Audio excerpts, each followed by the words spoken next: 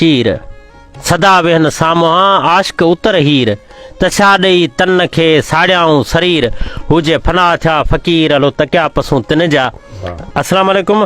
असांजे जेके महबूब मानाइता दोस्त असांखे हिन वक़्तु ॾिसनि पिया ॿुधनि पिया उन्हनि सभिनी खे ॿुधाईंदा हलूं त हिन साथ में सिंध जो नाले वारो शाइर साईं यूसुफ सोलंगी ऐं डॉक्टर तालिब लगारी साहिबु ऐं असांजो महबूब मानाइतो भाउ डॉक्टर हमदर्द जामरी साहिबु वफ़ा सुमरो लाहौती असां मौजूदु आहियूं भिटाई सरकार जे हिन तके ते जिते भिटाई सरकार पंहिंजी ज़िंदगी जा कुझु ॾिहाड़ा हिन भिट ते गुज़ारिया ऐं अरिड़हं मैल वेझो ही भिट सॼी वञे थी कहिड़ी वाघियो भिट त हिन वाघियो भिट जी भूअ ते असां मौजूदु आहियूं ऐं उन ई भेणी ते जिते भिटाई सरकार तारीख़ लिखे थी त हिते ज़िंदगी जा ॾींहं गुज़ारिया ऐं पोइ शाह हबीब जॾहिं ॻोल्हे हिन खे हिन भिट ते अची लधो त हुन मथां वारी वरी वई हुई ऐं कंहिं ॿुधायो त हिते इहो दरवेश रहंदो आहे त पोइ शाह हबीब चयो त लॻी वाह व्यस ढक जी अगड़ा त भिटाई सरकार अंदरां जवाबु ॾिनो त पई खणे पसा पसंदि कारण पिरिन जे इहो बैत रवायतनि मूजिबि अचे थो त हिते ई चयल आहे।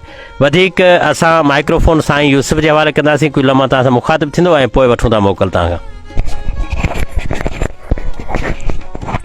बसि वॾी ख़ुशि नसीबी आहे सुमरे लाहौती साहिब जी क़ुर्बन जेके असांखे अहिड़ी मुक़दस जॻह ते वठी आया आहिनि मुंहिंजो दीदार थियो आहे ऐं साईं तालिब लगारी साहिबु ऐं साईं हमदर्द जामरी साहिब जी मोहबतूं असां सां गॾिजी आया आहिनि। भिटाई साहिब जो हिकिड़ो बैत आहे त जासी आहिनि ओताकुन में तासी साणनि ओर जासी आहिनि ओताकुन में तासी साणनि ओर हुजे विया हिंगलोर त पोइ कर में मिलंदई कापड़े। महिरबानी। अॼु न ओताकुन में तालिब तंवारीन आदेसी उथी विया मड़ियूं मूं मारीन जे जीअ खे जियारीन से लाहौती लॾे विया ऐं साईं लाहौती बि असां सां गॾु आहे ऐं आउं माइक ॾींदुसि असांजे महबूब मानाइते भाउ ऐं सिंध जे नाले वारे शाइर साईं हमदर्द जावरी साहिब खे तव्हां सां मुखातिबु थिए। जी साईं।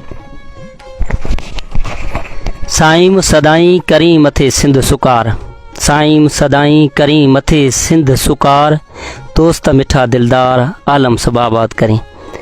लख एहसान महिरबानियूं प्यारे भाउ बशीर ओढे जो साईं बहितरीन शाइर मोहम्मद यूसुफ सोलंगी ऐं डॉक्टर तालिब लगारी सां गॾिजी अॼु लतीफ़ जे तकिए ते वाघियूं भिट ते पहुता आहियूं ऐं हिकिड़ो तारीख़ी मकान आहे जिते लतीफ़ सरकार कुझु ॾींहं हिते अची रहिया हुया ऐं उन तकिए ते असां मौजूदु आहियूं। समूरी सिंध खे असां सलाम था कयूं हिन तकिए तां ऐं प्यारनि दोस्तनि खे ऐं वफ़ा सुमरो लाहौती जेको आहे हिकिड़ो बहितरीनु दोस्त असां सां गॾु आहे हुनजो नालो बि ज़रूरु वठिजे छो त असां हीअ जे साईं बशीर ओढे जो आहे या जेके बि दोस्त ईंदा आहिनि परे परे खां उन्हनि जी मुलाक़ात कराईंदो रहंदो आहे ऐं हिकिड़ी पुल जी हैसियत रखे थो। महिरबानियूं। बिल्कुलु हिकिड़ी पुल न बल्कि हिकिड़ी दिलि जी बि हैसियत रखे थो। पुल कॾहिं कॾहिं टुटी बि वेंदी आहे ऐं दिलि बीह रहंदी आहे पर हीअ इन खां वञा हिन जो मान मर्तबो मथे आहे। साईं तालिब लगारी साईं तव्हां कुझु ॿुधाईंदो? तॾहिं शाह साहिबु फरमाए चयो त पाणे जल जलाल हू पाणे जान जमाल पाणे सूरत पीरीअ जी पाणे हुस्न कमाल पाणे पीर मुरीद थिए पाणे पाण ख़्याल सभु सभु ई हाल मज़ा ई मालूम थिए। अॼु असीं आया आहियूं वाघियो भिट शाह अब्दुल लतीफ़ भिटाई जे तकिए ते अॼु असांजी सभिनी यादि थी बशीर अहमद ओडो साहिबु ऐं मोहम्मद यूसुफ सोलंगी साहिबु ऐं वफ़ा सुमरो लाहौती साहिबु तमामु असांजी दिलि ख़ुशि थी। डॉक्टर हमदर्द जामरी असां सां अॼु बि गॾु आहे। वॾी महिरबानी।